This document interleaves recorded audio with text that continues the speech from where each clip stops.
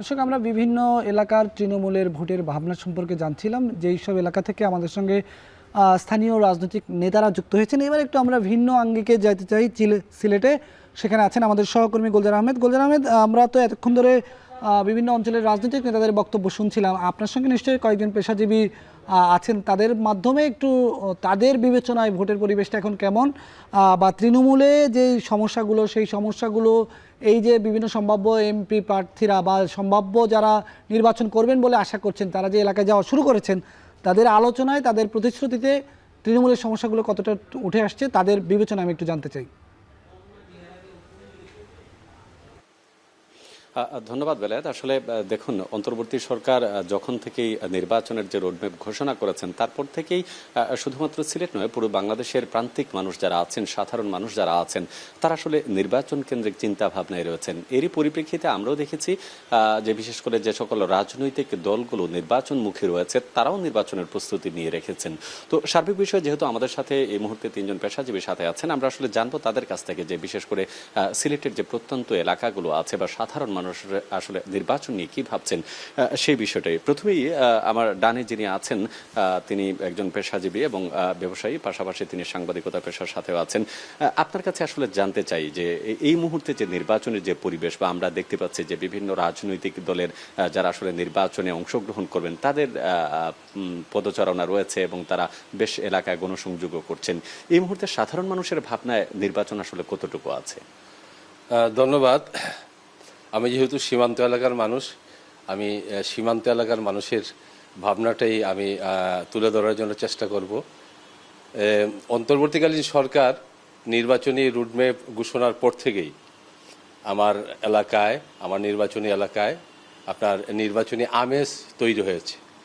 আমার যে নির্বাচনী আসন সেটা হলো সিলেট ৪, কোম্পানিগঞ্জ, গোয়েন্দঘাট, জৈন্তাপুর এলাকা নিয়ে গঠিত, বাংলাদেশের মধ্যে দ্বিতীয় বৃহত্তম নির্বাচনী আসন।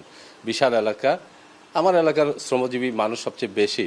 তো মানুষ মনে করছে যে নির্বাচন যদি হয় তাহলে মানুষের কর্মক্ষেত্র তৈরি হবে, যত দ্রুত সম্ভব ততই যেন নির্বাচনটা হয়ে যায়। সরকার যে নির্বাচনে যে রুটম্যাপ ঘোষণা করেছে, ফেব্রুয়ারির মধ্যে নির্বাচন, মানুষ অন্তর্বর্তীকালীন সরকারের প্রধান উপদেষ্টা ডক্টর ইউনূসের প্রতি মানুষের একটা আস্থা রয়েছে, বিশ্বাস হয়েছে। মানুষ মনে করছে যে এই ফেব্রুয়ারির মধ্যে নির্বাচন হবে, আর ফেব্রুয়ারির মধ্যে নির্বাচন হলে যে এলাকায় স্থিতিশীলতা বিরাজ করবে। তো ইতিমধ্যেই নির্বাচনের রুটম্যাপ ঘোষণার পর থেকেই প্রত্যেকটা রাজনৈতিক দল চষে বেড়াচ্ছেন। বিএনপির একাধিক প্রার্থী প্রতিদিন কোনো না কোনো এলাকায়, কোনো না কোনো উপজেলায় নির্বাচনী কর্মকাণ্ড পরিচালনা করছেন। জামাত প্রতিদিনই বিভিন্ন এলাকায় নির্বাচনী প্রচারণা করছেন। পাশাপাশি খেলাফত মজলিসের প্রার্থী রয়েছেন, জমিয়তের প্রার্থী রয়েছেন, চরমনের প্রার্থী রয়েছেন, সবাই নির্বাচনী মাঠে রয়েছে। এই নির্বাচনী প্রত্যেকটা দলের, রাজনৈতিক দলের প্রার্থীরা মাঠে থাকায় মানুষের মধ্যে একটা নির্বাচনী আমেজ একটা তৈরি হয়েছে আর কি। অসংখ্য ধন্যবাদ আপনাকে। আসলে আরেকজনের কাছে আমরা জানতে চাইবো। আমরা দেখতে পাচ্ছি শেখ আশরাফ নাছির, আপনি যদি একটু বলেন যে ইতিমধ্যে বিভিন্ন রাজনৈতিক দলের নেতৃবৃন্দরা, আরেকজন বলেছেন যে মাঠে কাজ করছেন, কিন্তু এই ক্ষেত্রে বিএনপির যে প্রার্থী যারা আছেন তারা আসলে দল থেকে এখন পর্যন্ত নির্ধারিত না। আবার অন্যটা দেখছি জামাত তাদের প্রার্থী অনেক আগেই ঘোষণা করেছে, এতে তারা নির্বাচনী প্রচারণার ক্ষেত্রে অনেকটা সুযোগ সুবিধাও পাচ্ছেন, বিশেষ করে প্রার্থী সিলেকশনের ক্ষেত্রে। অন্যান্য ইসলামিক দলগুলো সেটা দেখছি। এই মুহূর্তে আসলে সিলেট প্রেক্ষাপটে যদি আপনি একটু বলেন নির্বাচনী আমেজটা কেমন এবং কোন সংকট আছে কিনা, বা কি মনে হয় আপনার? ধন্যবাদ। আপনি বলেছেন যে বাংলাদেশ জামাত ইসলামী তাদের কিন্তু প্রার্থীতা ঘোষণা করে দিয়েছেন। হ্যাঁ, তাদের প্রার্থী নির্ধারিত হয়, তারা কিন্তু এই সুযোগটা তারা পাচ্ছে। এবং তারা, আমি যেহেতু সিলেটে এক আসনে, তারা কিন্তু সিলেট এক আসনের সর্বত্রই তাদের প্রচারণা চলছে। উঠান বৈঠক বলেন, জনসভা বলেন, কর্মী সভা বলেন, সেগুলো তারা কেন্দ্র থেকে এসেও করছে এবং লোকালও করছে। আবার অপরদিকে বিএনপি দেখেন যে তারা কিন্তু দীর্ঘদিন মাঠে, কিন্তু একাধিক প্রার্থী, যেহেতু নির্দিষ্ট করে প্রার্থিতা ঘোষণা করা হয়নি, যার কারণে তারা একাধিক প্রার্থী কিন্তু আপনার এই প্রচারণা চালিয়ে যাচ্ছেন। এছাড়াও আপনার ইসলামিক দলগুলাও তারা বিভিন্ন জনের সঙ্গে লিয়াজও করার চেষ্টা করছে, অথবা এককভাবে নির্বাচন করবে সেই প্রচারণা আছে।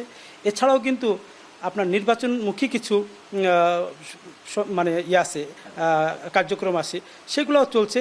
কিছু নির্বাচনের জন্য কিছু প্রার্থীও আছে, তারা সবসময় নির্বাচন করেন, তারাও কিন্তু বসে নেই।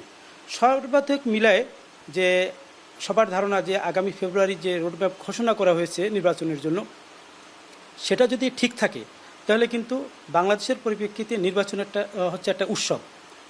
আমরা যেরকম বিভিন্ন উৎসব পালন করি, নির্বাচনের একটা উৎসব যদি ধরা হয় তাহলে সেই উৎসবের জন্য কিন্তু এই সিলেটের একের সর্বস্তরের মানুষ অপেক্ষা করছে। অসংখ্য ধন্যবাদ আপনাকে।